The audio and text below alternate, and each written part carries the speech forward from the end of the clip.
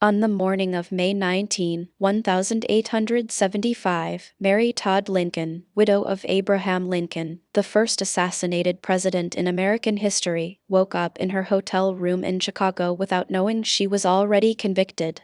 Her son Robert had spent weeks preparing the case against her. 17 witnesses had been gathered. 5 physicians had signed statements. A judge, a jury, and a courtroom had been arranged. A lawyer friend she trusted had been assigned to escort her there by force if necessary. No one told her. She had buried 3 sons. She had watched her husband shot dead beside her at Ford's Theater. She had spent 10 years under a grief so enormous it frightened the people around her, and they had spent 10 years calling that fear her character flaw. When Leonard Swett knocked on her door at 1 o'clock that afternoon, he showed her a writ. It charged her with lunacy. Her son had filed it. The trial lasted 3 hours. Her own attorney called no witnesses. Did not cross-examine a single person. Did not put Mary Todd Lincoln on the stand to speak in her own defense. The jury deliberated for minutes. History calls this a family tragedy, a worried son, a deteriorating mother. It was not a family tragedy. It was a system. And Mary Todd Lincoln was not the first woman it destroyed. She was simply the most famous. What she had to be to get in, and what the entry cost. Mary Ann Todd was born on December 13, 1818, into one of the most prominent families in Lexington, Kentucky. Her father, Robert Smith Todd, was a banker, a Whig politician, and a man whose standing opened doors. The family was wealthy. The family was educated. The family owned enslaved people, and Mary would spend her adult life quietly moving away from that last fact while the first 2 shaped every demand that would ever be placed upon her. She attended Ward's Academy and Mentel's Academy for Young Ladies in Lexington. 12 years of formal schooling, more than almost any woman of her era. She was fluent in French. She understood politics at a time when politics was classified as male territory. She was, by every account from people who knew her, sharp, opinionated, witty, and constitutionally unable to pretend otherwise. This made her interesting to certain men. And by the standards of 1839, it made her slightly dangerous. When she moved to Springfield, Illinois to live with her married sister Elizabeth Edwards, she entered a world whose currency for women was specific, family name, proper behavior, and marriageability. She had all 3. She also had, in quantities the social order found uncomfortable, a mind of her own. She turned down Stephen Douglas. He was rising, politically connected, a far more predictable match for a woman of her position. She chose instead Abraham Lincoln, a farmer's son, a self-educated lawyer with no inherited money, no social standing, and, in the estimation of her sister and brother-in-law Ninian Edwards, no adequate prospects. Elizabeth disapproved. Ninian disapproved. Mary chose him on November 4, 1842, and married him at her sister's home in Springfield. She was 23. He was 33. Here is what she brought to that marriage: social connections in Illinois political circles that Lincoln did not have, a family name that opened rooms he had not previously been able to enter, fluency in French and the social codes of a class above his, political instincts sharp enough that he consulted her on patronage appointments even from the White House, and a conviction, held before almost anyone else held it, that Abraham Lincoln would one day be president. Here is what the rule of entry required in return. She had to bring everything, and then behave as though she had brought nothing. Her education, her connections, her coaching, her belief, all of it was useful. None of it was credited. When he rose, the story written about his rise did not include her role in it. When she asserted herself, when she used her intelligence visibly in Washington, the press treated it not as a contribution but as an overstep. She had been brought along. She was expected to understand that. The rule of entry said, "Come in fully and then make yourself smaller than the door you came through." She was constitutionally incapable of doing that. That incapacity would cost her everything. What she was never supposed to say. and the price of every word she said anyway. The rule of silence operated in 3 layers in Mary Lincoln's life, and each one was enforced by a different mechanism. The first was personal. A wife, especially a wife of public standing, did not speak about her marriage, her unhappiness, her private losses in any register audible to the world. Upper-class women in 1865 were permitted elaborate mourning rituals, but the rituals had protocols. Grief was allowed to be visible. It was not allowed to be loud.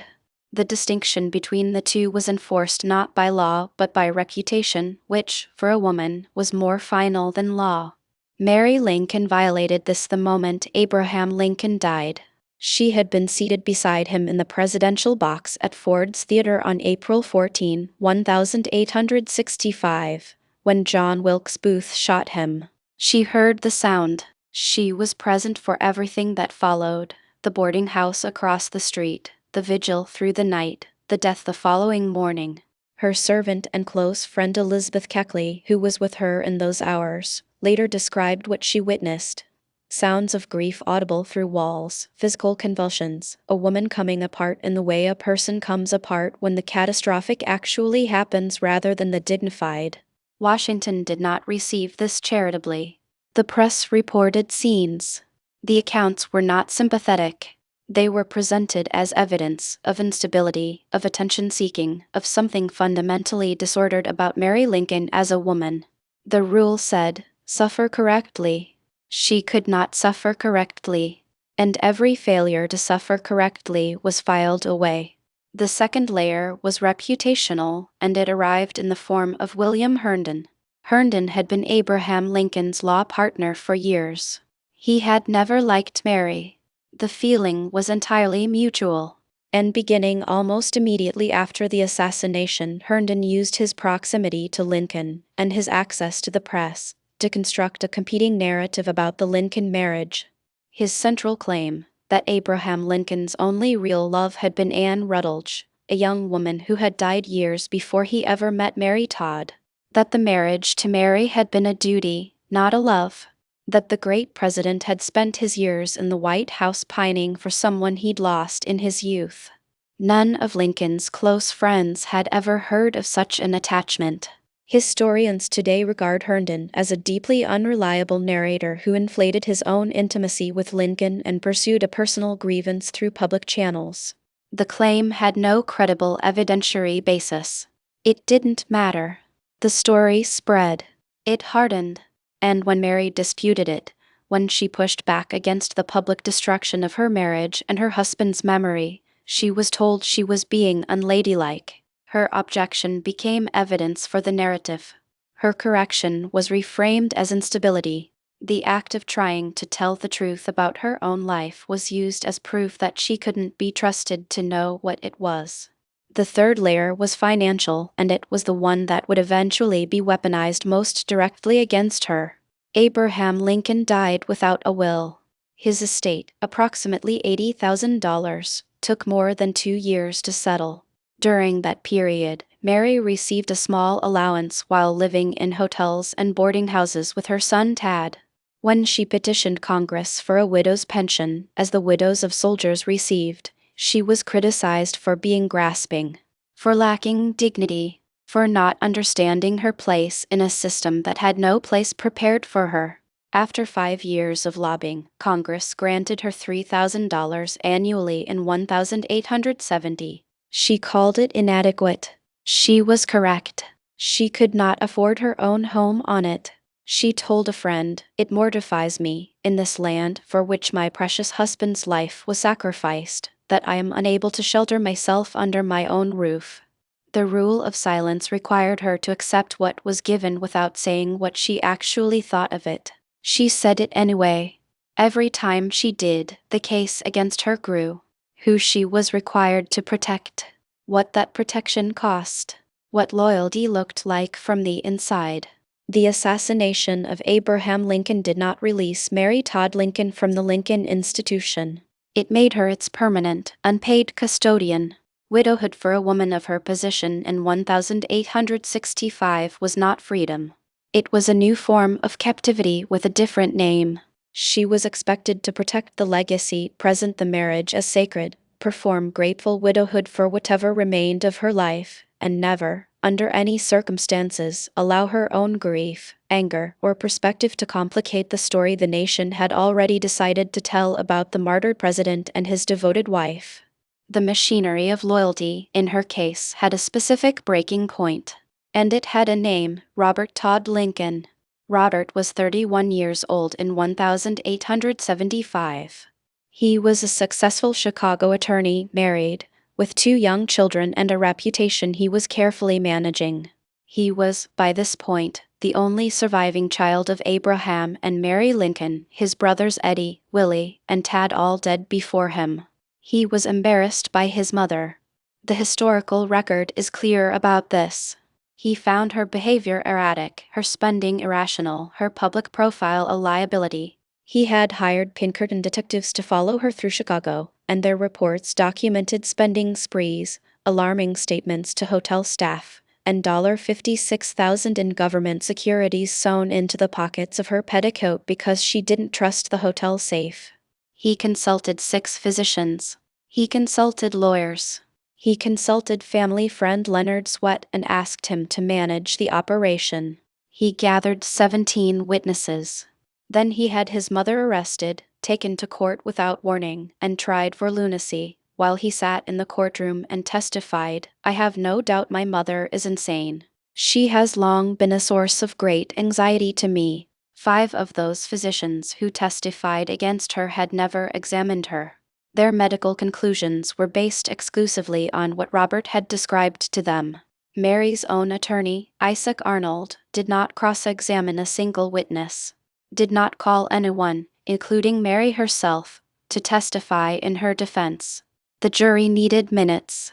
After the verdict, after she was escorted to Bellevue Place Sanitarium in Batavia, Illinois, after Robert was formally appointed conservator of her estate, Mary Lincoln stopped calling him by name.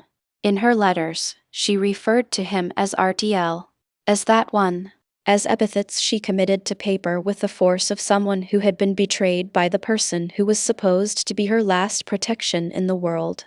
The rule of loyalty required that she understand his perspective, forgive his methods, accept the framing that he had acted from concern. The narrative around the trial, both in the contemporary press and in much of what followed, required Mary to be the problem that Robert had been forced to solve. She refused that framing. From inside Bellevue Place, with her mail censored, she smuggled letters to Myra Bradwell. She wrote to newspaper editors. She threatened to sue Robert for the property he now controlled. She threatened to spread damaging information about him publicly. These statements were entered into the record as further evidence of her instability. What she understood, and what she said clearly, repeatedly, in the letters that survived, was that her loyalty had been required unconditionally, and the loyalty had not run both ways. She had protected the Lincoln name for a decade. When she needed protection, the Lincoln name was used against her. She did not forgive this easily. She forgave it, partially, only in the last years of her life, when she was too ill and too tired to hold the injury at full weight. What she had to look like, what the performance hid, and what happened when the costume stopped fitting. Mary Todd Lincoln arrived in Washington in 1861 carrying an impossible brief.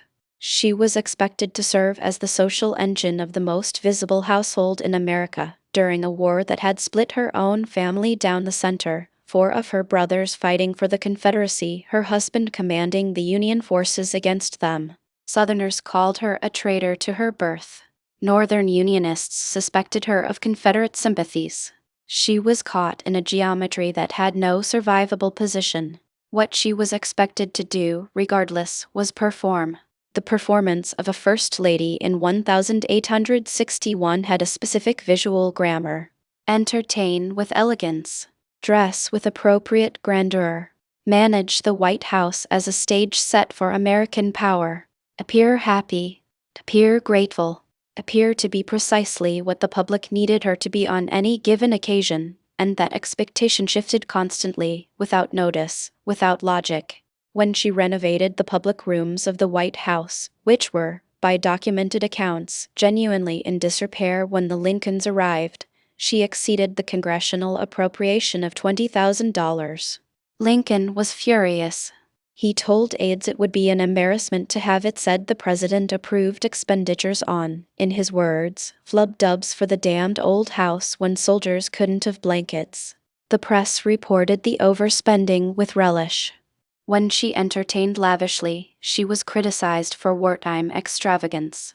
When her son Willie died in February 1862, 11 years old, typhoid fever, in the White House, and she stopped entertaining, she was criticized for shirking her public duties.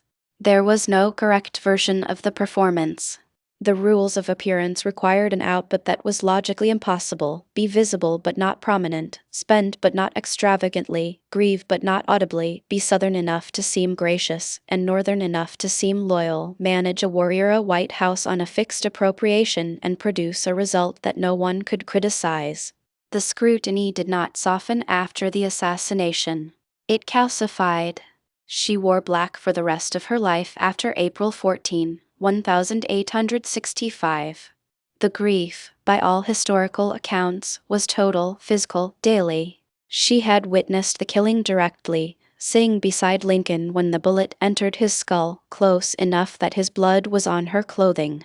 Clinicians examining the record today recognize in her behavior the features of what is now called complex post-traumatic stress disorder, the hypervigilance, the intrusive fears, the physical symptoms misread as delusion, the collapse of her ability to regulate what she expressed.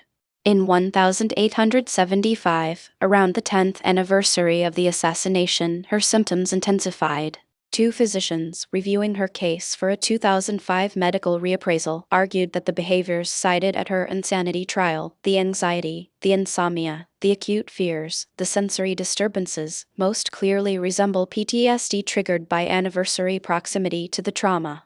Some researchers have additionally argued that symptoms dating from the late 1860s onward may indicate an undiagnosed physical illness, tabes dorsalis, a neurological condition whose progression would have produced pain, sensory disturbances, and eventually disability. What appeared at her trial in 1875 was not a medical evaluation. It was a performance audit. Store clerks testified about her purchases. Hotel staff testified about her statements. Maids testified about her behavior. The question before the court was not what had happened to Mary Lincoln. The question was whether she had continued to behave in a manner that met the appearance requirements of a former First Lady. She had not. The verdict was predictable. Channel CTA, placed here, after the appearance audit has fully landed. What strikes me, working on this, what I keep returning to, is that every woman in Mary Todd Lincoln's position was navigating the same invisible audit. The performance requirements, the loyalty debts, the silence protocols. None of it was written down anywhere. You were expected to know, and if you didn't know, the system had mechanisms for that too. These stories need to be told because the machinery doesn't announce itself. It operates quietly through social custom, legal language, and the assumption that what is normal is also natural and therefore inevitable. If you want more stories where we name the rules rather than just the casualties, subscribe. These women deserve more than footnotes. What she was allowed to have. What the family claimed. The financial architecture of her captivity. Abraham Lincoln died on April 15, 1865, without a will. No will meant no clarity. It meant an administrator, an extended settlement process, and an allowance for his widow while the estate was arranged, approximately $1,500 per year. Not poverty, but also not control. She was waiting for what the process decided she deserved. When the estate was finally distributed, Mary received roughly one-third, approximately $36,000, plus interest income from her share. This was adequate for modest living. It was not adequate for what was expected of a former First Lady, maintaining a certain public profile, living in accommodations appropriate to her position, keeping up the appearances the rule in Part 4 required. The gap between those two numbers, what she had and what was expected of her, was real. When she said she feared poverty, she was not delusional. She was performing arithmetic that no one around her wanted to acknowledge. The pension she received from Congress after 5 years of lobbying was $3,000 annually. Other presidents' widows would eventually receive $5,000. Mary lobbied for an increase and received it, but only in 1881, 1 year before her death, after decades of financial insecurity. In the intervening years, she lived in hotels because she could not afford her own home, carried her government securities in her petticoats because she did not trust hotel safes, and was characterized, in press coverage, in Robert's accounts, in the testimony at her trial, as a woman in financial delusion. She was not in delusion. She was in a system that had taken her husband's earning capacity, given her a fraction of what it owed her, and then used her anxiety about the fraction as evidence of her unfitness to manage money at all. Here is the legal architecture. Precisely stated, Illinois law in 1875 permitted a court to appoint a conservator to manage the financial affairs of a person adjudged legally insane. When the Cook County jury returned its verdict on May 19, 1875, that mechanism activated.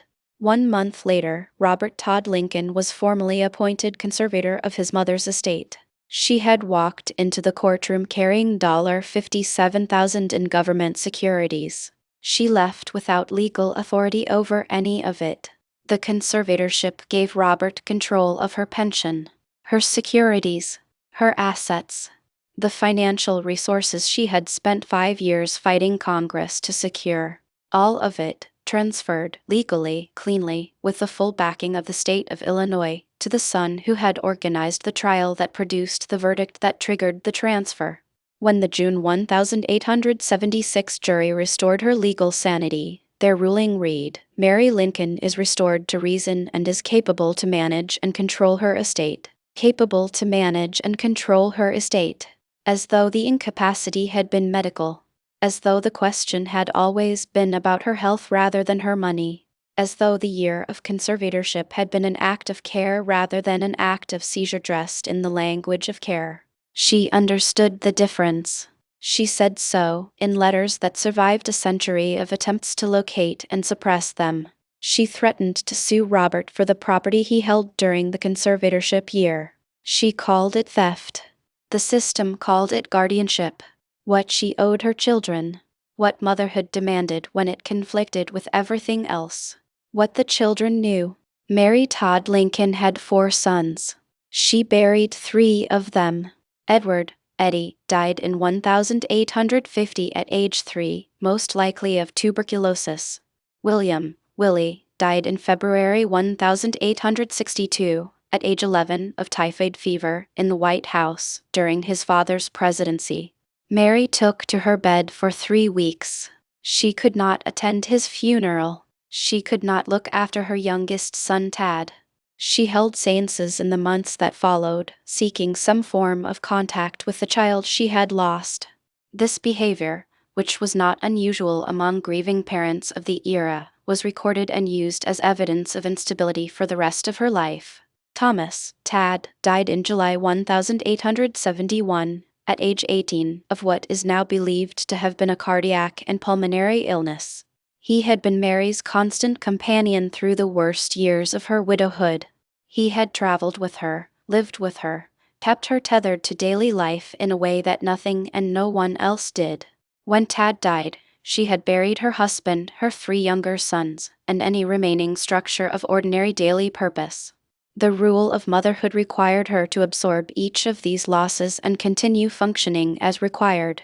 To grieve on schedule, in the approved manner, without allowing the grief to leak into public view or personal conduct in ways that inconvenienced others. She could not do it. The losses accumulated past the point where the rule could hold.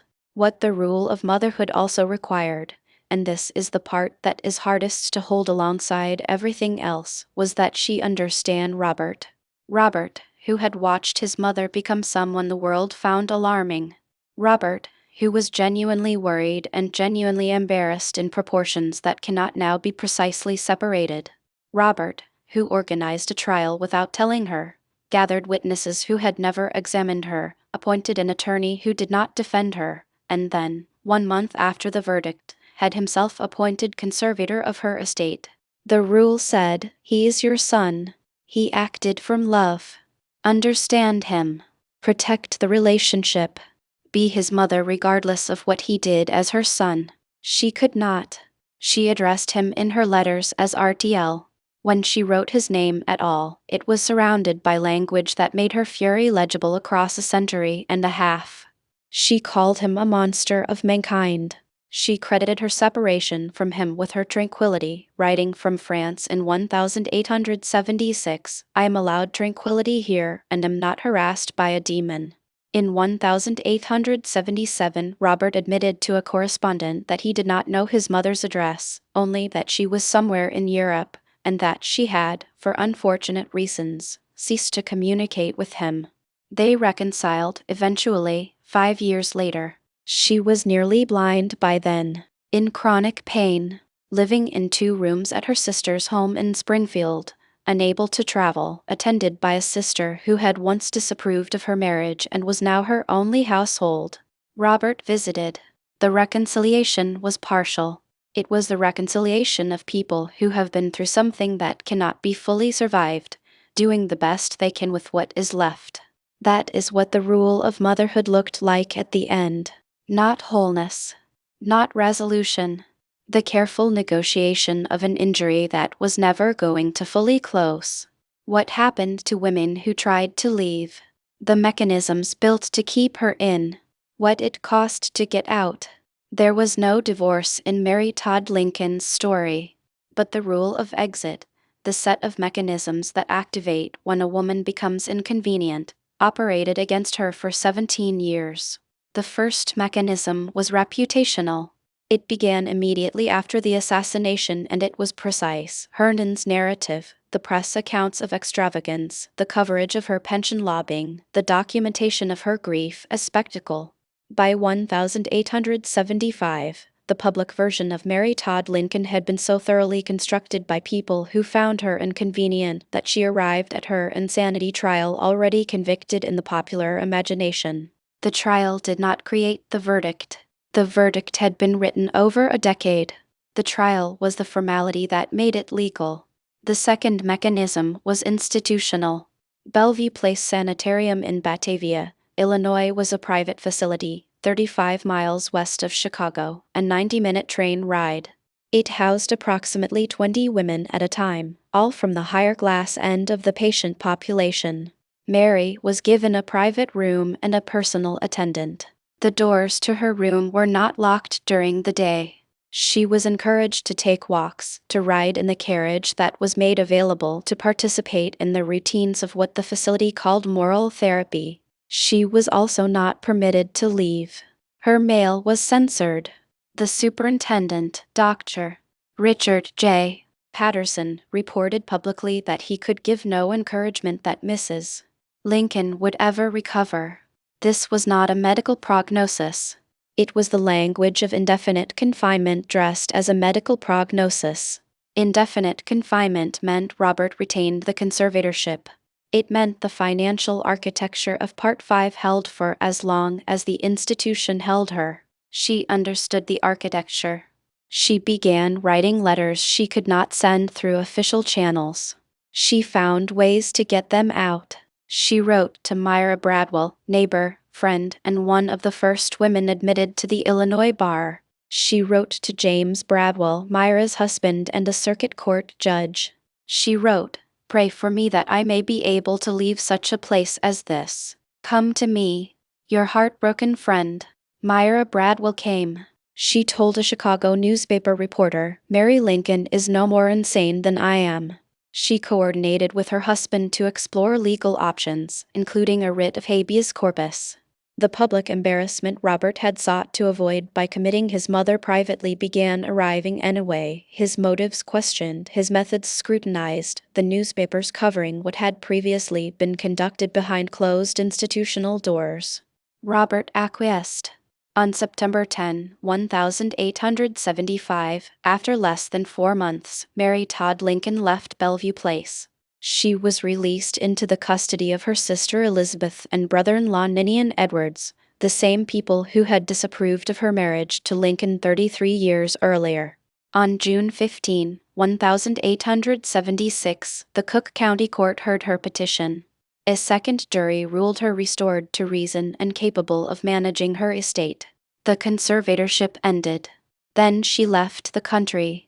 She sailed for France. She settled in Pau, in the south, and remained there for 4 years. This is sometimes described as exile or flight. It was neither exactly.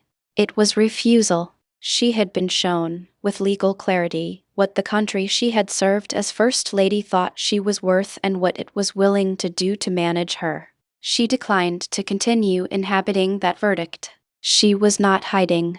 She was choosing the distance between herself and a system that had just demonstrated its full capacity. She was not wrong to choose it. The one rule that contradicted all the others. Named, shown, left where it lands. Here is what the system required of Mary Todd Lincoln, taken together as a single operational demand: bring your family name, your education, your political intelligence, your social connections, and then recede behind the man you helped elevate. Grieve your children privately and on schedule.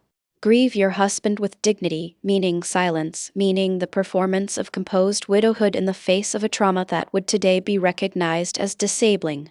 Petition for the money you are owed, but do not say out loud that you are owed it. Watch the public destruction of your reputation by men with access to the press, and do not dispute them, because disputing them is evidence of instability.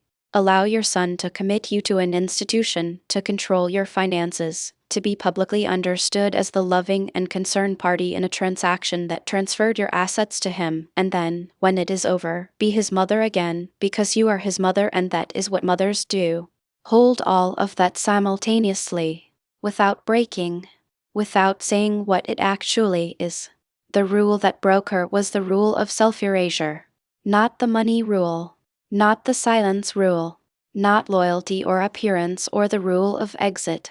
Those were all specific. They could be navigated one at a time, even at cost. The rule of self-erasure was different. It was the load-bearing structure beneath all the others. It required her to stop having a perspective that conflicted with the perspectives of the people who held power over her life. To understand her own suffering as a problem she was causing rather than a problem she was experiencing. To agree, eventually, with the system's assessment of who she was and what she deserved. She could not agree. She would not agree. She was, by the accounts of everyone who knew her across 6 decades, friends, enemies, physicians, rivals, servants, children, a woman of fierce intelligence, genuine political instinct, and feeling so large it had nowhere adequate to go. She had been that woman at 23 when she turned down Stephen Douglas and chose a man with no money and no prospects because she believed in what she saw in him. She had been that woman in the White House, holding informal political salons while her husband's advisors pretended she wasn't there. She had been that woman at Bellevue Place, with her mail censored, finding Myra Brabble's address, writing the letters that had to be smuggled out, engineering her own release in under 4 months from a confinement that the superintendent had described as indefinite.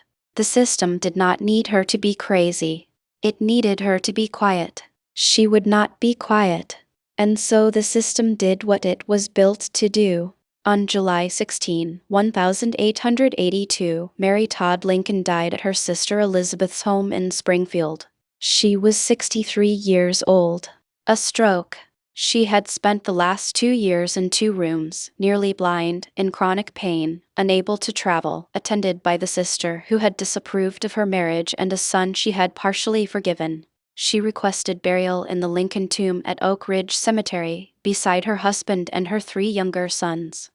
When Springfield businesses closed during her funeral, and hundreds of people lined up to attend the service, one biographer noted that she would have been pleased.